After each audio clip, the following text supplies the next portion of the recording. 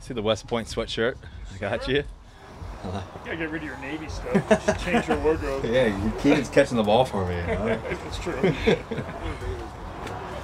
Russell, with so many new guys, have you noticed veterans or rookies kind of maybe some guys being out of sorts and having to help certain guys get certain places? I think you're helping some of the young guys, but to be honest with you, it's been one of the best rookie classes that we've had, I think, in a while, in the sense of, nothing against the other classes, but I think the preparation in terms of the guys has been really special. You really notice that from the defensive side and offensive side.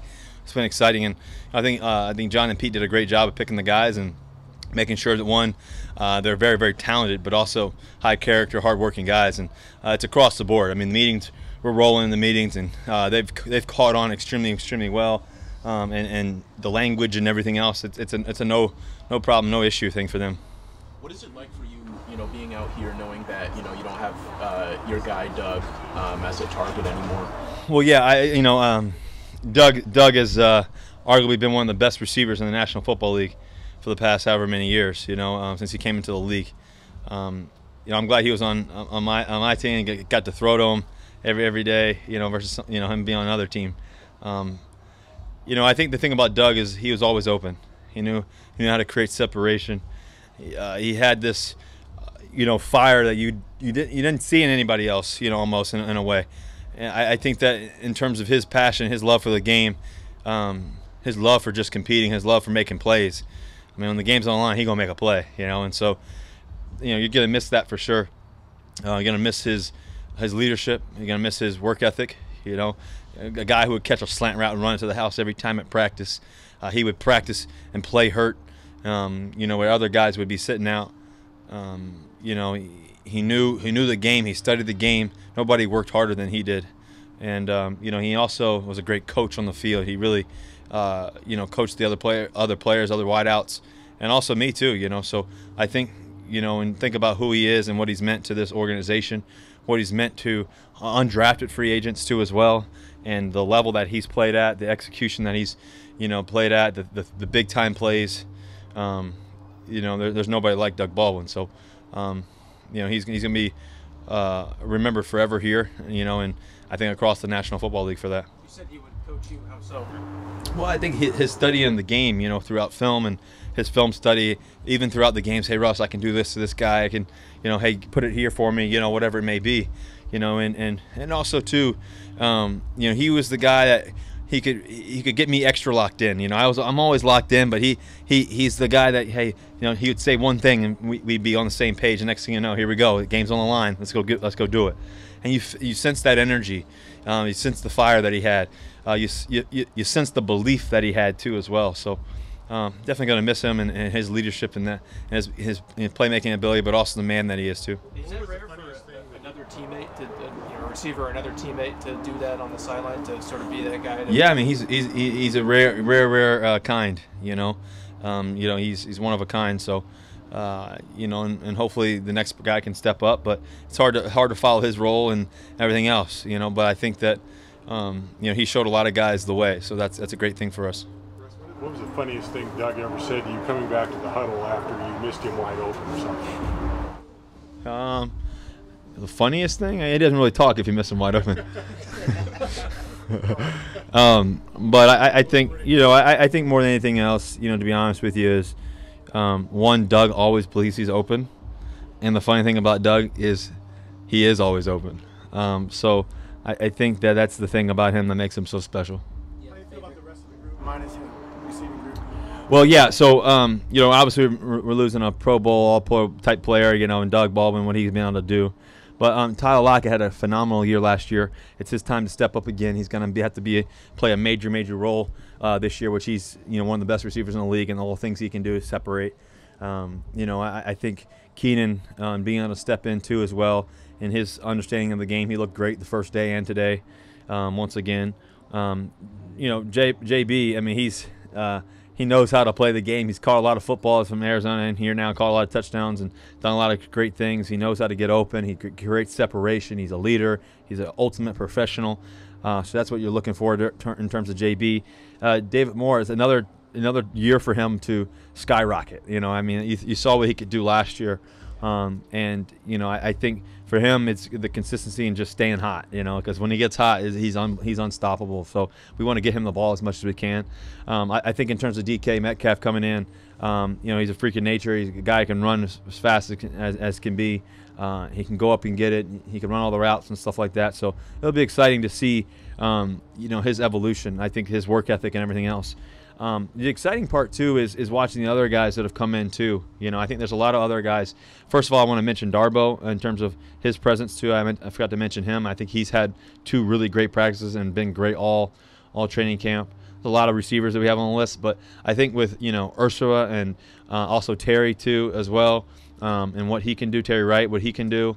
These guys, it's going to be exciting competition to watch guys evolve. And it's a long preseason. It's a long off season and everything else. But the guys who want to work, the guys who want to be great, the guys who are going to do the extra work, the guys who at the end of the day are going to make a play and want to make the play, those are the guys who are going to make it. And we're going to have a lot of great players. So it's going to come down to seeing what happens in the preseason. And then, sure enough, it'll be an exciting thing. I know one thing.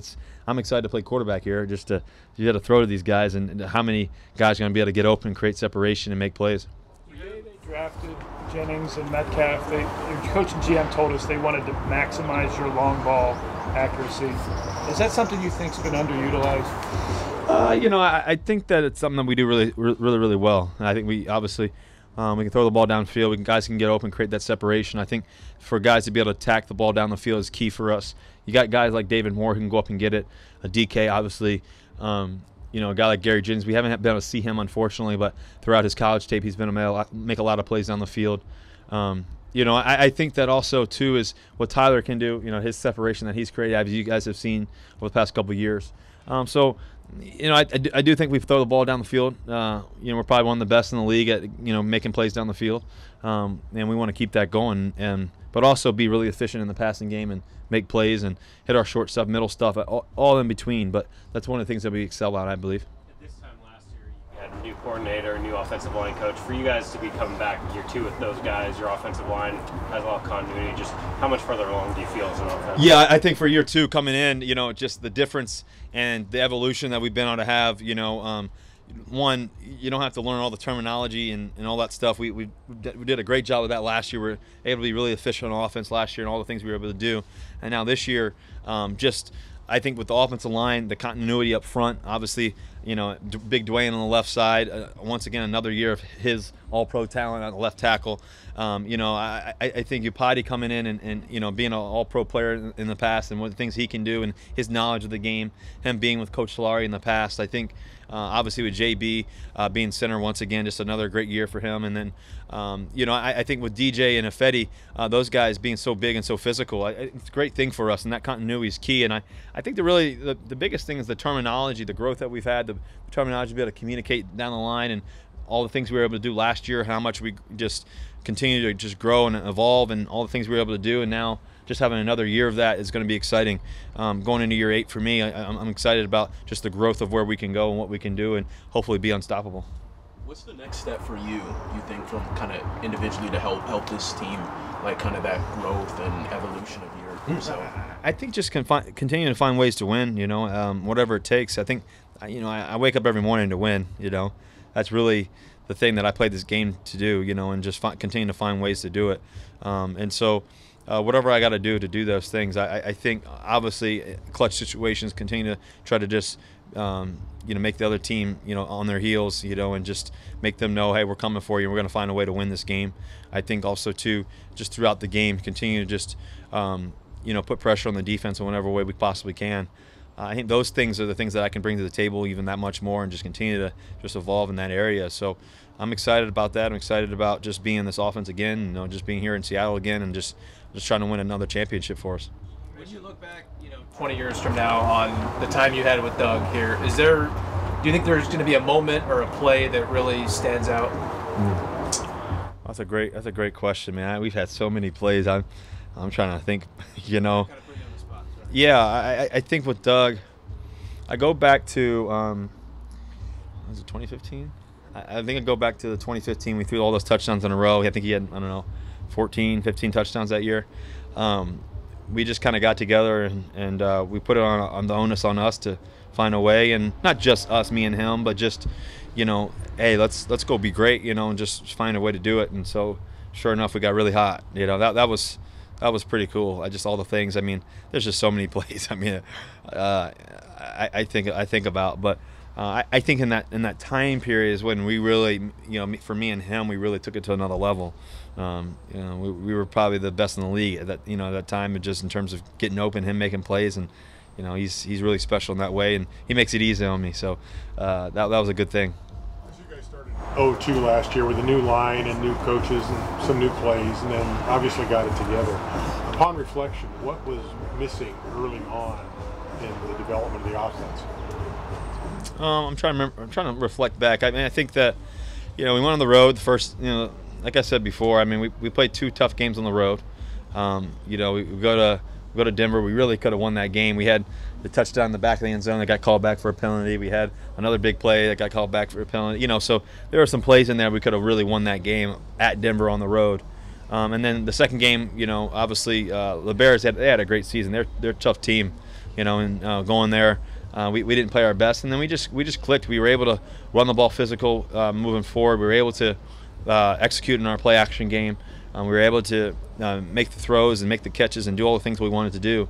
And we were one of the most feared teams, I believe, in the NFL throughout the season as the season went on. You know, unfortunately, as we went to the playoffs, you know, we didn't get to win that game. But you know, I think that, you know, when I reflect back, I mean, we were a really young team. You know. A lot of young guys, and this year we're going to be young again.